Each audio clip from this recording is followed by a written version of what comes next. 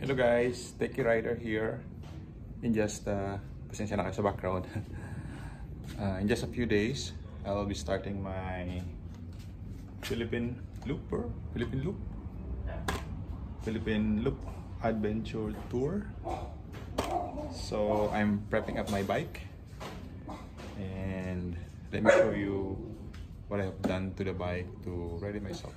So yung original na gulong niya is I think this is a 90-10, so 90% off-road, 10% on-road. And ito siya, it's a Metzeler Karoo 3. So makikita nyo ano siya, lug tire siya. Malalaki yung thread niya, or tawag natin spike. And okay naman siya for road, kaya maingay. And napansin ko madalis siya mapudpud pag lagi ka na sa highway. So bumili ako ng Shinko tire, yung still capable of off-road. I think they call it 70-30, 70% off-road, 30% on-road. So it's the Shinko 705. So makita ninyo mas malapad yung yung road contact niya. And initially ang gusto ko sana is I'll just change the rear tire. But since parang bago pa yung sa harapan, if I decide to use to go more off-road, then I could just put it back. So ang gagawin ko is I'll install a new one then dun sa harap.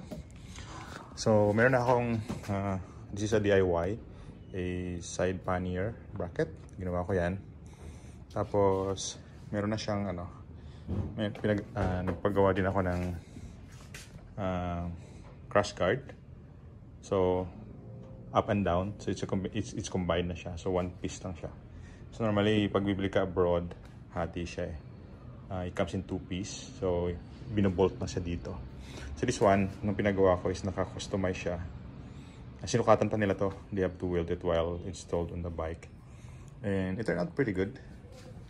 And yung challenge ko lang dito is yung pag nagpipreno ka tsaka nag-change gear, minsan sumasabit yung sapatos mo dyan. Tapos pinaka-importante is yung ilaw, kasi yung kanyang headlight is maliwanag naman siya, pero pag alam mo naman sa Pilipinas maraming mga lugar na hindi maliwanag. So ginawa ko is nilagyan ko siya ng ako din nag-install nito. So itong nasa baba is 6 valves. Sa baba ito is 4. May kanya-kanyang switch yan. And ang kagandahan sa mga valve na to is meron siyang low beam and high beam. So yung low beam niya, pwede siyang yung fog light is yellow. Tapos yung high beam niya is puti. So LED siya. And may sarili siyang control. So yan, ito siya. Yan. Ano ba yung domino tawag nila dito. So ito may sa left at sa right. So yung 4 na ilaw is controlled by these 2 switches. So may relay yan na install. Hindi yan kaya ng i-direct mo sa battery. Nasisira yung switch, masusunog siya. So you need to use a relay. Yung relay I think is rated at 30 amps. So kayang-kaya. Nasinukat ko to, nasa ano lang. This one is about 2 amps. This one is about 2.5 amps. Give and take. So malakas siya, maliwanag. Much brighter than just the headlight. Tapos may nilagay din ako na tawag dito, camera, dash cam. Actually dalawa siya, from rear and front and rear. And ito meron sa rear. So identical yung resolution ng camera. It's a 1080p. It fits right directly here. So ito siya is a Navifly yung brand. And ano ba tawag dito? May Android Auto tsaka Apple CarPlay, tama ba? Yan.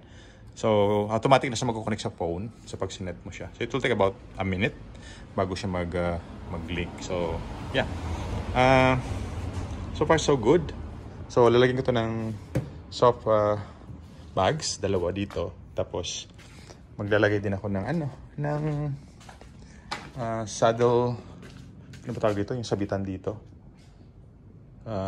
Yeah, whatever they call it. Lagay ko na lang dito pag na-edit ko tong video. So maglalagay ako ng tool bag dito. Actually ito siya. Yan. So sa loob nitong tool bag, Pakita ko sa inyo yung laman ng tool bag ko. Parang ito yung first aid kit ng motor. So dito meron siyang ilaw. For emergency. Tapos dito meron siyang repair kit, tire repair kit. So ito yung ano, yung pangpasak sa butas. Tapos meron diyan pang rugby. Tapos ito yung pang, alam niyo na to, yan. Mura lang yan, mga 150 pesos.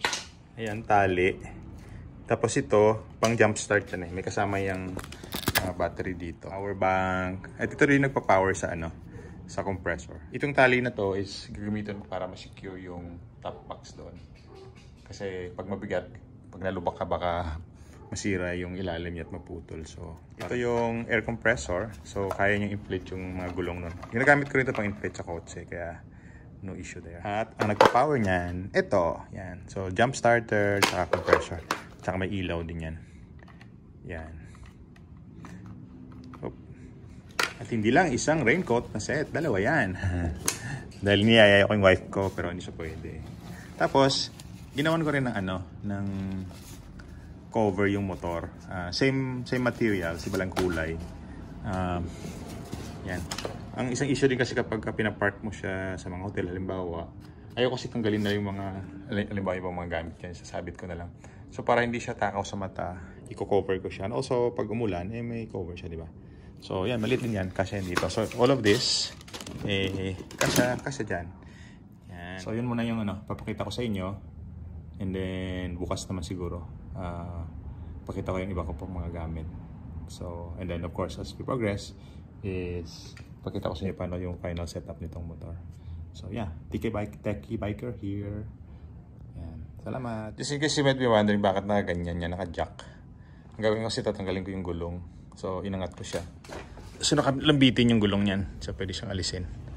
So, yan, papalitan ko yung rubber sa harap.